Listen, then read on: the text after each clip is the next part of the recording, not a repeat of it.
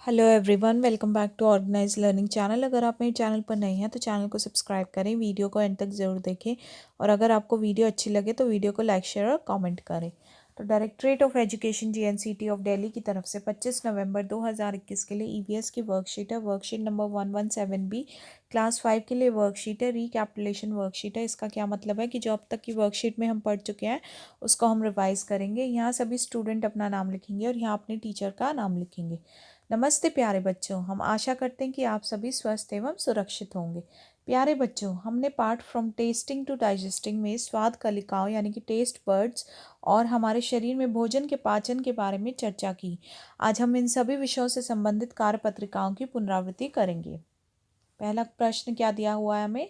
नीचे कुछ प्रश्न विकल्प के साथ दिए गए हैं, सही विकल्प को चुनकर उत्तर अपनी कॉपी में लिखिए। तो पहला प्रश्न क्या है? किसी व्यंजन का स्वाद पता लगाने के लिए हम किस चीज़ का प्रयोग करते हैं? तो स्वाद पता लगाने के लिए हम कौन सी चीज़ का प्रयोग करते हैं? जीभ का। तो ऑप्शन नंबर 3 सही होगा। ख प्रश्न क्या है? अपचित भोजन को शरीर से बाहर किसके द्वारा निकाल दिया जाता है? तो किसके द्वारा निकालते हैं? थर्ड ऑप्शन यानी कि मल द्वार। ग प्रश्न क्या है? किसके द्वारा भोजन पेट में जाता है? तो किसके द्वारा जाता है? फर्स्ट ऑप्शन यानी कि ग्रास नली द्वारा। अगला प्रश्न देखते हैं।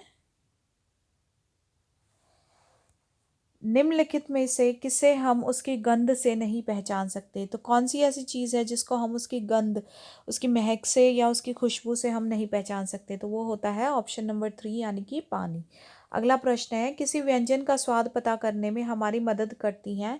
अगर हमें किसी व्यंजन का स्वाद पता करना हो तो वो किसकी मदद से कर सकते हैं? तो वो हम कर सकते हैं स्वाद कलिकाएं, यानी कि ऑप्शन नंबर 3 करेक्ट हो जाएगा। ठीक है, अब आगे देखते हैं।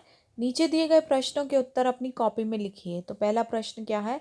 पाचन तंत्र में बड़ी आंत का कार्य अपनी कॉपी में लिखिए। तो इसका उत्तर हम कैसे लिखेंगे? ये हम लिखेंगे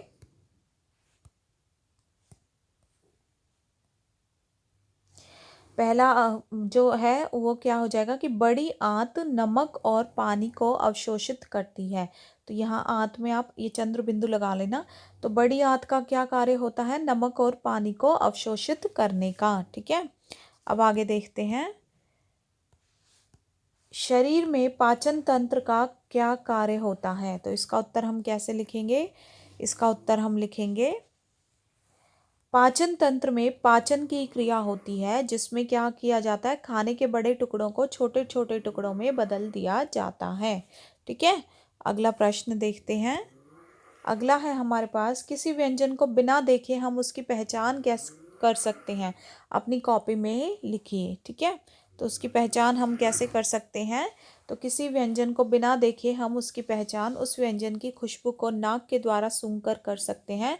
और इसके साथ साथ आप क्या लिख सकते हैं कि उसको बिना देखे आप कैसे कर सकते हैं? उसको आप खाकर पता लगा सकते हैं अपनी स्वाद कलिकाओं से। ठीक है, आगे देखते हैं। अब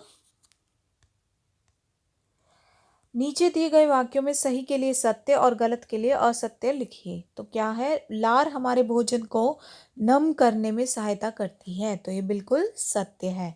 दूसरा क्या है? मुंह में हमारा भोजन अवशोषित यानी कि एब्जॉर्ब होता है, ये असत्य है। अगला है, भोजन का पाचन पाचक रसों की सहायता से होता है, तो ये बिल्कुल सत्य है। और अगला है, ग्रास नली द्वारा अपचित भोजन को पानी से अलग किया जाता है, ये बिल्कुल गलत है यानी कि असत्य है। अगला देखते हैं। जिह्वा यानी कि टंग पर उपस्थित स्वाद कलिकाओं के नाम आपको अपनी कॉपी में लिखने हैं और आपको जिह्वा का चित्र बनाकर स्वाद कलिकाओं को चिन्हित करना है। तो देखिए, जो जिह्वा का चित्र है वो आपको आपकी बुक में इस चैप्टर में फ्रॉम टेस्टिंग टू डाइजेस्टिंग उसमें मिलेगा। आपको वो चित्र वहाँ से बनाना है और उस पर जो अलग अलग स्वाद कलिकाएँ हैं उनको चिन्हित करना है। और इसके जो हम वो देख लेते हैं कि स्वाद कलिकाओं के नाम कौन से होते हैं। तो स्वाद कलिकाओं के नाम हम इस तरीके से लिखेंगे। पहला है मीठा, दूसरा है कड़वा, तीसरा है खट्टा और चौथा है नमकीन। ठीक है, तो ये हो जाएगा इसका उत्तर। ये आप अपनी कॉपी में लिख लीजिएगा और इसी के साथ साथ जो वो चित्र है जिह्वा का वो अपनी बुक में से देखकर और उस पर स्वाद कलिकाओं को चिन्हित कर लेना। अगला प्रश्न है, पाचन तंत्र का चित्र अपनी कॉपी में बनाइए। तो ये चित्र भी आपको आपकी बुक में मिलेगा। पाचन तंत्र का जो चित्र है वो आपको अपनी कॉपी में बनाना है। और पाचन तंत्र में सहायक अंगों को चिह्नित कीजिए। और उस पे जो अंग के जो पाचन तंत्र में सहायक अंग हैं उनके जो नाम है वो उस पाचन तंत्र तंत्र के चित्र पर ही लिखे होंगे, तो वो आपको चिन्हित करने हैं। ठीक है। तो ये दोनों प्रश्न आप अपनी जो ये चित्र है ये दोनों आप अपनी बुक में से देखेंगे और वहाँ से ड्रॉ करके और उन पे जो जो लिखा हुआ है जो भी उनके जो पार्ट्स हैं भाग हैं उनको आप चिन्हित करेंगे। ठीक है। और अभिभावकों के लिए सुझाव रहेगा कि खाने को अच्छी तरह से पचाने के लिए हमें किन बातों का ध्यान रखना चाहिए, इस पर आप बच्चों के साथ चर्चा कर सकते हैं। और इसी के साथ साथ कोरोना से बचने के लिए keep maintaining physical distance of 6 feet और 2 यार्ड्स। तो कोरोना से बचने के लिए सभी को 6 फीट और या 2 गज की शारीरिक दूरी बनाकर रखनी है। तो आशा है आपको वीडियो अच्छी लगी होगी। अगर आपको वीडियो अच्छी लगी तो वीडियो को लाइक शेयर और कमेंट करें, चैनल को सब्सक्राइब करें। मिलते हैं नेक्स्ट वीडियो में।